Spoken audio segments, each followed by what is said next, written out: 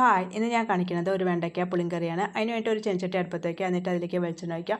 വെളിച്ചെണ്ണ ചൂടായിട്ട് വരുമ്പോൾ വെണ്ടക്കായ വറുത്തെടുക്കുക.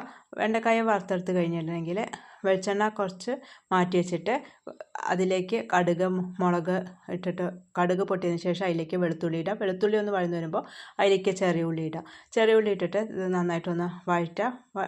ചെറിയ ഉള്ളി വഴന്നു വരുമ്പോൾ അതിലേക്ക് മഞ്ഞൾപ്പൊടി, മുളക് പൊടി, മല്ലിപ്പൊടി ചേർക്കുക. എന്നിട്ട് ഇത് നന്നായിട്ട് വഴറ്റുക. ഇത് നന്നായിട്ട് വഴന്നു വരുമ്പോൾ ഇതിലേക്ക് അരച്ച് വെച്ചിരിക്കുന്ന തക്കാളി ചേർത്തിട്ട് ഇത് നന്നായിട്ട് ഒന്നും കൂടി വഴറ്റിയതിന് ശേഷം അതിലേക്ക് പുളിയോ പിഴിഞ്ഞൊഴിക്കുക. പുളി പിഴിഞ്ഞ് ഒഴിച്ചിട്ട് നന്നായിട്ട് തിളച്ച് കുറുകി വരുമ്പോൾ അതിലേക്ക് ഉപ്പ് ചേർക്കുക.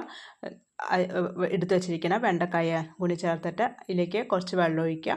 ഒരു ലേശം ശർക്കരയും കൂടി ചേർത്തിട്ട് ഒന്ന് അടച്ച് വെച്ചിട്ട് ചെറിയ തീയിൽ ഒരു 10 മിനിറ്റ് വേവിക്കുക. അപ്പോൾ നമ്മുടെ വെണ്ടക്കായ പുളിങ്കറി റെഡി ആയിട്ടുണ്ട്. എല്ലാവരും ട്രൈ ചെയ്ത് നോക്കിയിട്ട് അഭിപ്രായങ്ങൾ അറിയിക്കുക. ബൈ.